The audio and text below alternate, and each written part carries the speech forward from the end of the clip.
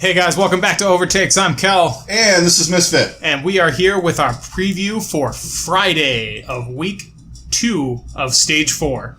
All right. So, jumping in, well, actually, we wanted to talk a little bit about Wednesday and kind of the things that happened. Just a couple of things, because we like to do the news thing first. We do have matches that are actually pretty big. Yeah. All day Friday for playoff implications, but we're going to talk a little bit about some stuff that happened on Wednesday, because we're recording this on Thursday night.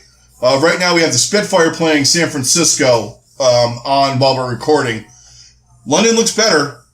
Yeah. The one thing I'm going to say about that is it's kind of we were talking about this before, it's kind of like when you have two quarterbacks in the NFL that are on the same level, or there's like a quarterback controversy and they get rid of one. The other guy, the guy who stays on the team, tends to play better. What I'm getting at is these guys know they're playing. Yes. So there's not in the back of their mind, fuck, they're going to put Hagapin in it, or fuck, they're going to put Wooyall in. Right. I'm the guy. Yeah. I think that's helping them out a lot. I think that it is that was a good call. So far, we'll see how it goes from here. But hopefully this is kind of that turnaround for that team. Yeah. Especially Birdring, because I don't think it was nearly as much of an issue for all the other players, but Yeah. Birdring especially, I think, was the biggest one affected by it. All that being said, we don't know. But, but we're mid-match here, too, so right. We don't know what's going to happen the rest. Let's talk about Wednesday, though. Yeah. A little bit. We'll get into in-depth stuff at the beginning of the week next week with our recaps. But let's talk about our friends in Dallas, huh? Yeah. They look like a team. They do. I think, and it's something we've been stressing. Hey, look what happens. They got a new coach. All of a sudden, all this talent is performing. Yeah, and they're playing. They look like they're actually having fun. Yeah. The last time we said that was about Week 2. Yeah, when we were like, I thought Dallas was good. Right. This doesn't look good. No. Like, man, that was such a great match against Seoul. And then they looked really good in this other match, and then never looked good again. Yeah, except for when they played Shanghai, but Mm-hmm. But everyone no, looks good you know when what? they I play think Shanghai. the big difference with him is Mickey playing freaking Brigida. Yeah, I and really Seagull, giving Seagull a defined role. Yes, because he is clearly now their off tank, and they can run. Well, they ran him on Genji too when they need to. I mean, and he's got more of a defined role, and he can play and kind of go back and forth between being the off tank and then a DPS, and that really gives them a lot of versatility. And I think that's what they really needed from their coach, is someone to take advantage of the versatility, because I mean that's the other key thing that we're finding is all these other teams and all these other people. You can't just be a one character player anymore. Not anymore. You cannot do it. Not when they run map pools like this, right? And with Brigida, I mean, like we've said it about 1,000 times in this stage, it goes point to point now, guys. It doesn't go map to map. You're running triple tank on the front part of Blizzard World. By the end, you're running some kind of conglomeration of whatever that's going to work. Well, I mean, it's a base part of the game in general. Even at low elos, like, switching makes a huge difference at times. Like, I was playing, I mean, even just some ladder games I was playing today, like, you could be getting steamrolled, and then all of a sudden you make one switch and you completely turn it around and put it right on them. And it's like, it can happen at any level of the game. Yeah, exactly. And when you have guys that are this good and they can play multiple characters, I mean, I don't see why you wouldn't want that. Yeah. And we're gonna have a little session in school right now with Boston and our friends from Shanghai. Yeah. We're gonna sit them down in the front row with the chalkboard and all that, and we're gonna teach them about this hero called Brigida. Yeah. So she just came out about 2 months ago. Are you kids paying attention now? In Boston and in Shanghai. So she has a shield and a flail. When she swings her flail, it heals and it does damage. And then when she's holding her shield up and she runs into you, she stuns you. So when you try to dive on her, you get stunned. And when you're playing at this level, guess what happens? You get fucking melted. Yes! Side note on that, dive comp doesn't fucking work against her! Stop it! You're not going to change the meta back, guys. No, you're like a bunch of fucking baby boomers trying to bring Jimi Hendrix back into the fucking musical scene. Stop it. Yeah, it's just... Or people that listen to metal. You're not bringing back fucking early Slayer, all right? We've moved on. Yeah. So, I mean, all right. So let's be complete. Let's talk about. And then just a brief touch. Florida actually put up a fight against LA. All right. Let's be honest. Saya player went fucking nuts. And again, all right, that King's Row was weird. That was a super weird King's Row. It was Graviton, Dragon Strike, Graviton, Dragon Strike, Graviton, Dragon Strike. Yeah. Side player was like, I'm fucking bored. I'm killing everyone. Let's end this. Right. And then the Valiant did whatever they do. Yeah. but it was definitely an interesting match. Yeah, it was interesting. It was interesting. And I was invested in it. Yeah. For a change with the man because they've been a little off for me and I just turn it off. I become that guy. Sorry. Yeah. Believe me, I understand. I'm a Cleveland sports fan. I'm very well versed in I can't watch this anymore. It just makes me sick to my stomach. Yeah. Case in point, last night. So moving on from that to the match of the night, and it lived up to the hype. It was so good. Yeah, it kind of went a little bit along the lines that we were saying it was going to. Yeah. It didn't hit. They didn't hit 5, but the last map did matter. It did, and like I've been saying, I've been harping on this for so long. You gotta watch out for this Gladiators team. Yeah, you've been on the Gladiators, man. They fucking shields up over there. Just look so freaking good right now, and their DPS just continues to get better and better every week. And we've been saying that since the middle of Stage 2, guys. Yeah. We're not just jumping on this DPS, because we were the guys that were going, well, why are these people switching all the stuff? Except for the Gladiators, they seem to know what they're doing. Mm-hmm. Exactly. And they just look really good, and I really think that they might lose 1 or 2 games in this stage, and that's it. So I feel like they're definitely gonna make the stage playoffs, and I think they're absolutely gonna get in. I think they're gonna get in playoffs, especially after beating Houston. That was a huge victory for them. That was a huge game. You know, honestly, the way Boston's playing and the way Seoul's playing. Seoul this week has New York and London. Mm-hmm. And London looks better right now as we speak. But they're going to drop down. Gladiators are going to move up. Yeah. Gladiators will be 5 or 6 seed before the end of this. Before this is done, this stage. I think the way they're playing. Yeah, I think this game absolutely solidified that they're going to make it into the playoffs. I think them and Philly are going to be the ones that are going to be in my estimation. If I was one of those top 2 teams, I would not want to match up against either of those. No. Unless I was New York, honestly, because I don't feel like New York fears any team at this point. Because we were trying to go over power rankings, and it's kind of like, we don't do the power ranking things. We're kind of like more of the eye test guys. Because that's the thing with this league is like, it changes week to week, game to game. You just never really know. Except for one team. Yeah, except one team. Yeah, and it's like New York and the rest of the teams below them. Gladiators are the Indians from terrible start ago. 2 years ago. Terrible start of this 2 years ago. Terrible start of the season. You rip off 20 in a row. Yeah. Well, they're not going to rip off 20 in a row in this league. Right. Then it would be a big threat to New York. Yeah. But in terms of like similarities to other sports. For sure. Absolutely. They really do. They're the team that's on the rise. And honestly, Houston's Houston is where we're at with them right now. I feel like they'll still end up. They might, but they might not. I think they're gonna not. I don't think they're gonna make it unless they can string one of those like they did in the first stage. Where they looked a little shaky to start, and then they just ripped off like 6 or 7 wins to end the stage. Because then they lost to San Francisco like the first game of the year. Yeah, like they came in and we're like, man, this team looks terrible. Yeah. And it was like the first couple of weeks they just really didn't look that good, and then they ripped off I think 5 or 6 straight wins. Weren't they like? And they were like 3 or 4 of them were 4-0s. Yeah, I think 4 of them were shutouts. Yeah. Like they crushed people. I mean, that's why they have the map differential that they have at this point. Yeah, exactly. Because of that first stage. Okay, so let's move on to Friday and actually talk about some of these games. We're gonna hit them a little bit. Yeah. So LA and Boston. At this point, LA is going to win. Who's your player to watch in this game? Player to watch in this game, I am going to go with agilities. The in our sights, we're going to do agilities.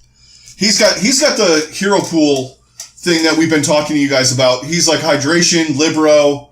He might not be putting people on libero's level right now. Is just it's not fair to libero because he's that good. Yeah, that's like I don't know. That's like blasphemous or something. But he has a similar hero pool, and he has been awesome the last few games. Even against the Mayhem when he was in there, he was great in the last couple weeks. He's just somebody you guys want to watch, especially for the future, like coming up in the playoffs and stuff like that. I think you're going to see him a lot more because with Tracer not around, you're going to see Bunny here and there playing Widowmaker and a couple other things he does. Yeah. But Agilities is the guy. Yeah, he's so critical to this meta and just the way that what they're trying to do right now.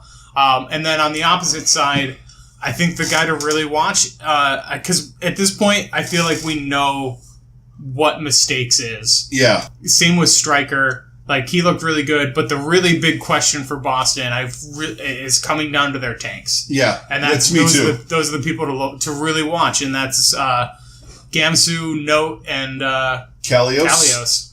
They're still trying to find themselves. We were joking around with it, but they're having trouble with the non-dive thing. I think honestly they need to put Kalios in there a little bit more. And that's something you guys are going to want to take a look at because he's a little more passive than Note. He plays a little bit more defensively, and he has a bigger hero pool than Note does. Yeah. Maybe a better hero pool would be a better way to put it. And someone on the fucking team needs to learn how to play Brigida. Yes. Oh my god. At a good level. Anyway. So look for that too. Look to see if he's running Brigida, or see if they seem to have not bought into the Brigida thing. Right. Let's see if they finally get there. I don't get why so many of these teams are not buying into that. Like, obviously, it's working pretty well for quite a few teams. So next game we've got New York against Seoul. This is going to be interesting. Yeah. I don't think Seoul has a shot. No.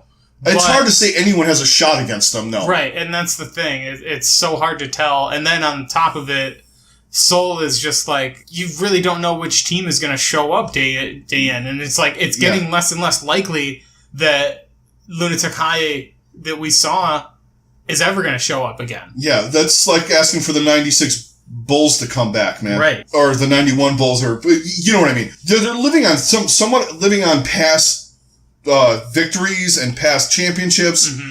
For me, their coaches are fucking garbage. I'm sorry. I gotta say it. Their coaches don't know what the fuck they're doing. Because if you have guys with this talent, some people are slipping. Everybody slips in talent a little bit. But why aren't you adjusting the right way? Right. That's my whole thing. They're adjusting by flipping guys in, flipping guys out, taking your best player, taking him out, putting him on main tank. Well, he put himself on main tank. Because it's like, look at all this talent, and then... How do you not win? How are you just not able to finish the job? To finish it off, and it's just it's mind blowing. Well, and also too, what happened with them? They lost their intimidation factor. Yes. It's the oh shit, we're playing Seoul. Yeah. Now it's like whatever, we're playing Seoul. Yeah. It's another game. And that was a huge advantage that they had for a really. They got Rujihan, they got Miro, they got Toby, they got who all the other guys on that team, and now it's like they got Fleta. And Fleta. I always forget Fleta. How the fuck do I forget him? Right. I like Prophet more. Yeah. He's like a grown up Prophet. Yeah. It's I don't know. I mean, we already know who's going to win this game. Yeah, it's at this point. It's just going to be a matter of like, is it going to be a 4-0 or a 3-1? Yeah, I could see possibly Seoul pushing them a little bit. Yeah, maybe. But I'm still going New York, and New York is just in such a fucking groove. It's hard to go against them. Right, exactly. So who are your players to watch? Okay, Seoul. I want to watch Rujie Hung on tank. Yes, I think this is an important thing for them moving forward. And even if they don't win, if he can come out and even be effective, like if he's just effective on Reinhardt, effective on Reinhardt. Yes, or if they realize that hey, he can only be effective playing as Winston if he's going to be main tank. Like, they got to figure something out. And then right now, I feel like at this point they're in too deep with him, and they have to roll with him no matter what. But it's like he has to get so much better at Reinhardt. Yeah, he does. Because even his Winston is good, but it's not. It's not phenomenal. No, he is passable as Winston. Yeah, and that's the extent of it. He's one of those guys, though. Right now he's passable, but over the off season. Right, absolutely. Over the offseason, he could come back and be the best main tank in the league because he's got that much game sense. But right now, no. But that's why it just makes it even more baffling that they did this in the first place. And this team just makes zero sense, and it really comes down to coaching, and I just don't get it. It just it's so frustrating. They're the Knicks. They really are. They absolutely are the Knicks. Like, hey, Patrick, we're gonna put you instead of your natural position of center. We're going to put you at small forward. Small forward. I forgot about that shit. I don't know. We're just going to try it. Okay. Try it. Yeah. Because he has such you're a good passer. Like, he has such you can handle the ball whenever. He has an awesome outside shot. God. Like, it just makes zero freaking sense to me. I don't get it. Take Mark Jackson and put him at fucking power forward. That's about what that team would do, which is... never mind. So, New York... Who do you watch on New York besides all of them? Right, exactly. I mean, like, they're all just so damn good. It's one of those... It's just a learning experience watch, guys. Right. New York. If you want to learn how to play Zen, watch... I mean, I really wish they had more of a mobile camera thing, but, watch Jonak. Watch Libero if you're a DPS player, for the love of God. Yeah. I fucking hate you people half the time. Right. Watch Libero and watch what he does. Watch that guy just dominate with like 8 different characters. Yeah, because Tracer doesn't matter right now. But Sabiobi, watch Sabiobi. He's a Tracer main. He's a Tracer god. And you know what? He's still having an impact right now because he can play other characters. Yeah, and on the maps where, your running dive, he's unstoppable. It's hard to pick a person to watch on there, except for just pick your person. Pick your person to watch. Right. Pick whatever your main is or whatever, like your main position, whether it's healer, DPS, or tank. Watch whoever that is. Because Meko and Mono and even Giles, they're all good. Are incredible at their position, and learn from them. Yes, and the key thing. Learn their positioning. Yes. That's, for me, I'm terrible most of the time at the game. It's mostly mechanical. But the one thing I've learned is positioning. The way these guys position on maps. Same. And a lot of it is watching, learning how to play Zen was watching Jonak and where he sticks himself to get out of harm's way. On certain maps. Like, I learned a lot about Hanamura by watching Jonak play on there. Yep. Where to hide out, where to go when you want to be, right up in their face and shit. Yeah. It's just watch them. And positioning is the big thing. All right, so let's talk about the last match. It's hard to pick one, at least. It's definitely hard to pick one because San Francisco's looked really good.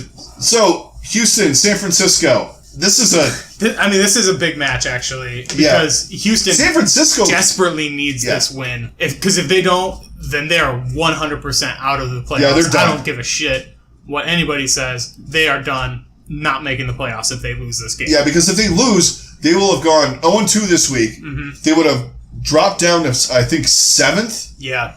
I mean, depending on what Seoul does, which is probably going to lose this one. Right. Don't know what's going to happen on Saturday against London, because I want to see what happens with London at the end of this match they're playing right now. Yeah. But they have to win. Yes. Like you said. Houston absolutely needs to win this game. And then just with the way that San Francisco's been playing, it's really hard to pick against this team. I don't like Houston in the pressure, man. Yeah, I don't like them in the pressure. I think that's something else to really keep in mind is when they really went on that win streak and they went on that run is when there was zero pressure on them because it was early in the stages. Everybody they got was feeling it out and all that stuff. Yeah, when the money was on the table against London, they got beat. Yep. That's the thing with me. Exactly. And these pressure matches, it's nothing against the guys on their team. They just kind of... They don't rise up enough. Yeah. Like it's not even they fold or crumble. They just don't have that push. Yeah, that, like final just. I mean, that's something that like basically Boston has the opposite problem of this. Where like when they get in those high pressure ones and those high pressure situations, man, do they just. Yeah, Boston's fucking great. They'll make plays. Yeah. And they get those plays done. Whereas Houston, it's like they try to stick to their formula a little too much. Instead of someone just being like, fuck this, I'm winning this game for us. Yeah. Type of situation. Like going Sabiobi style or Libero or Prophet in stage one. Or even like Striker in last stage when they beat London. When they had the 4 or 5 games where they went to 5. Yeah. And Striker was a factor in every single one of those victories. Yeah. And the only guy that can do that, in my mind, on Houston is Linkser. Yeah. But the problem is he's godly on Widow, and you have to have the right map set up for that. Right. You know? And I mean, granted, they kind of do. This meta right now works a little more to their favor, but at the same point, it's just he can do it, but I don't think he can do it on the same level as some of these other guys. Yeah. So yeah, I think I'm gonna. I'm gonna go with San Francisco. I think I am too. So congratulations, Houston. I fucking picked against you, so you're my you're my Philadelphia Fusion of stage 4. Stage 1, I could not pick them right at all. In our sights for this one, San Francisco. We're going to go with Architect again. Yeah. He's just, quietly becoming one of the best DPS players in this league. Yeah. His projectile is just insane. Widowmaker, his Widowmaker is really good, so I mean that's his hit scan. But then his Pharah, he might be one of the best Pharahs in the league. Yeah. Genji. His Genji is amazing. Yeah, I mean this top dude 4 or 5 Genji easily. This dude is watching him is fun. Yeah. It's just watching him obliterate people. Right. Yeah, and for Houston, we're gonna go with Raucus because he's been running a little bit of different kind of stuff lately. Yeah, some real weird characters he's been playing as. Playing a little Roadhog. He played some Roadhog the other day. He's playing Brigitte. He's playing Zen. He's always played Zen, but like he plays Soldier occasionally. He's playing not just straight support, and they're trying that one support thing. Yeah, they're doing that a lot. Yeah, and sometimes it works really well. Right. But the bonus though with him having that hero pool is that if he's playing Roadhog and it's not working, he switches to Zen or he switches to Brigitte or Anna or something. Right. And they're back to where they not should be. They're back to like a standard 2-2-2. Yeah. They've been running a lot of different stuff with him lately. Yeah, it's been interesting to watch. Sure. So yeah, he's definitely the person to watch, and because when he can make an impact, that's when it really makes a difference for that team. And I feel like he's that X factor for the team, more so than Jake or Linkser or anybody else, because they can get decent to good performances out of those guys. But if Raucus is bad, then they're screwed. Yeah. When Raucus is playing like out of his mind, then it elevates their play. They're great. And like out of his mind, like on whatever hero. Yeah. Like not necessarily just on Zen. Right. Or whatever support he's playing at that moment. He's super versatile. Right. It's just kind of like sometimes with him, I get the feeling of, the jack of all trades, master of none. Yeah. Sort of thing. Definitely. He can play everything at a decently high level. We're talking other than Zen. Right. But other than Zen, like he kind of can play all these guys, but it's not like at the best level, but there are occasions where he just steps up. There are a couple times like on Numbani where he was playing Soldier 76, he was just shredding people. Yeah. Watch out for Raucus. Alright guys, so that's going to be it for the Friday show. Don't forget to hit a like, a subscribe. We'll be on social media. All the links are down below. Thanks for all of your support, all of your subscriptions, all the comments and stuff like that. We really enjoy interacting with you guys, so keep it coming. And don't forget to join up with High Noon Pick'em. We will talk to you guys later. Later, guys.